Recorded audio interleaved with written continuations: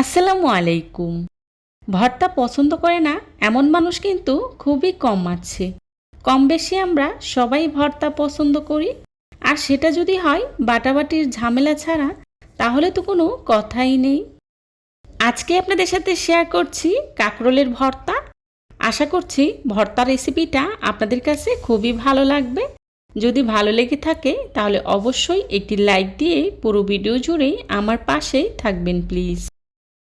মজাদার এই কাঁকরোলের ভর্তা তৈরি করার জন্য প্রথমে আমি এখানে নিয়েছি 4টি কাঁকরোল।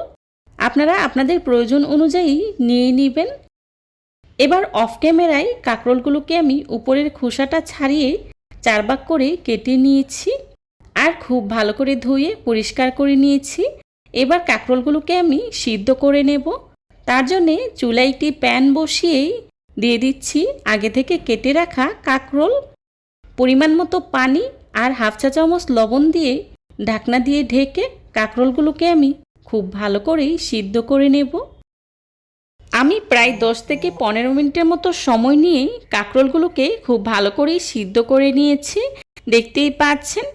এবার কাঁকরোলগুলোকে আমি চুলা থেকে নামিয়ে নিচ্ছি। চুলা থেকে নামিয়ে এক সাইডে রেখে দিচ্ছি। অন্যদিকে চুলায় অন্য একটি প্যান বসিয়েই তার মধ্যেই দিয়ে দিচ্ছি রান্না করার রেগুলার তেল 1 টেবিল চামচ। তেলটা হালকা গরম হয়ে আসলেই দিয়ে দিচ্ছি শুকনো মরিচ।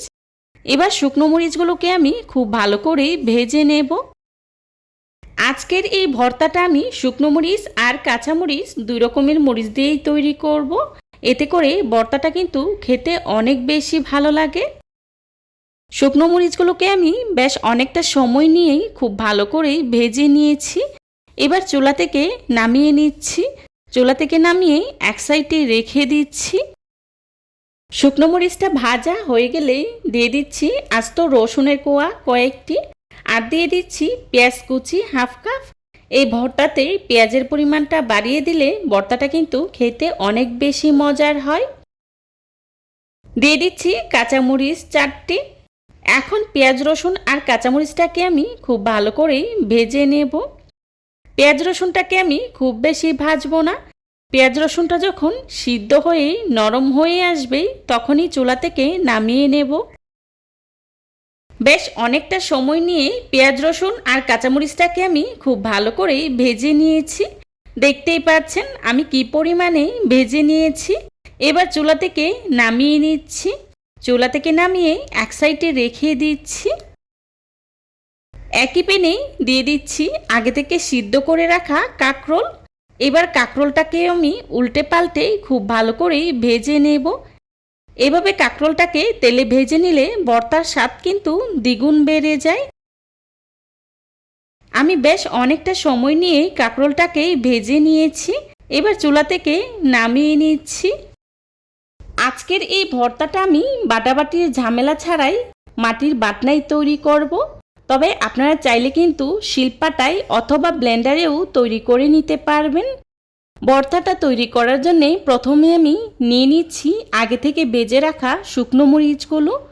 শুকনো মরিচের বোটা ছাড়িয়ে শুকনো মরিচগুলোকে আমি পিষনির সাহায্যে খুব ভালো করেই ম্যাশ করে নিচ্ছি, দেখতেই পাচ্ছেন।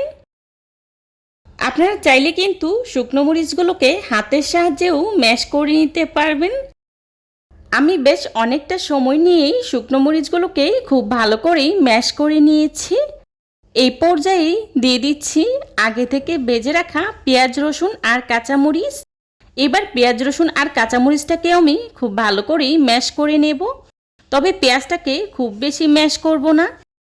মরিচের সাথে পেঁয়াজ রসুন আর কাঁচামরিচটাকে আমি খুব ভালো করেই মিশিয়ে নিয়েছি। এই পর্যায়ে দিয়ে দিচ্ছি আগে থেকে সিদ্ধ করে রাখা কাঁকরোলগুলো দিয়ে খুব ভালো করেই ম্যাশ করে নেব। তবে কাঁকরোলগুলোকে আমি খুব বেশি ম্যাশ করব না, কিছুটা গোটা গোটা রাখবো। এতে করে খাবার সময় যখন এক একটা বাইটে পড়বে তখন কিন্তু খেতে অনেক বেশি ভালো লাগবে। তবে আপনারা চাইলে কিন্তু একেবারে মিহি করেও ভর্তাটা তৈরি করে নিতে পারবেন। আসলে এক একটা ভর্তার টেস্ট কিন্তু এক এক রকম। আপনি যখন কিছুটা গোটা গোটা রাখবেন তখন এর স্বাদই একই রকম, আবার যখন মিহি করে ভর্তাটা তৈরি করবেন সেটার স্বাদ অন্যরকম। ভর্তা তৈরি করতে যারা বাটাবাটির ঝামেলা করতে চান না তারা চাইলে কিন্তু এভাবেই ভর্তাটা তৈরি করে নিতে পারবেন। আমি যেভাবে ভর্তাটা তৈরি করে দেখাচ্ছি, এভাবে যদি আপনারা ভর্তাটা তৈরি করেন তাহলে বিশ্বাস করেন এর টেস্ট মুখে লেগে থাকবে। এর টেস্ট আপনারা বলতে পারবেন না। এটা খেতে এতটা মজার হয়। আর এই ভর্তাটা তৈরি করতে কিন্তু খুব বেশি উপকরণ লাগে না, অল্প উপকরণেই খুবই সুস্বাদু একটা ভর্তা তৈরি করে নিতে পারবেন। এই ভর্তাটা যদি আপনি একবার কাউকে এভাবে তৈরি করে খাওয়ান তাহলে কিন্তু বারবার এভাবে তৈরি করার রিকোয়েস্ট আসবে, এতটাই মজার হয়। আমি সবগুলো কাঁকরোল খুব ভালো করেই ম্যাশ করে নিয়েছি। এই পর্যায়েই দিয়ে দিচ্ছি ধনিয়া পাতা কুচি। ধনিয়া পাতা কুচিটা অবশ্যই দেওয়ার চেষ্টা করবেন, এতে করে ধনিয়া পাতার খুব সুন্দর একটা ফ্লেভার পাওয়া যায়। ধনিয়া পাতা দিয়ে খুব ভালো করেই মাখিয়ে নিয়েছি। সবশেষেই দিয়ে দিচ্ছি 1 টেবিল চামচ সরিষার তেল। এখন সরিষার তেলটা দিয়ে আবারও খুব ভালো করেই মাখিয়ে নিচ্ছি। ভর্তার মধ্যে ভর্তা ভর্তা ব্যাপারটা তখনই আসে যখন ভর্তাটাকে হাত দিয়ে মাখিয়ে নেওয়া হয়, তাই আমি ভর্তাটাকে হাত দিয়ে ভালো করে মাখিয়ে নিচ্ছি। এই পর্যায়ে লবণটা চেক করে নেবেন। আমি যেহেতু প্রথমেই লবণ দিয়েই কাঁকরোলটাকে সিদ্ধ করে নিয়েছি, তাই এখানে আর লবণের প্রয়োজন পড়বে না। বেশ, তৈরি হয়ে গেল আমার দুর্দান্ত স্বাদের কাঁকরোলের ভর্তা।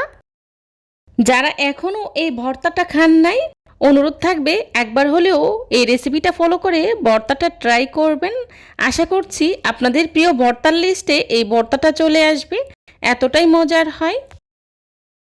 আমার আজকের এই ভর্তার রেসিপিটা আপনাদের কাছে কেমন লেগেছে আমাকে কমেন্টস করে জানাবেন প্লিজ। যারা এতক্ষণ ধৈর্য সহকারে আমার ভিডিওটি দেখেছেন তাদেরকে জানাই অসংখ্য ধন্যবাদ।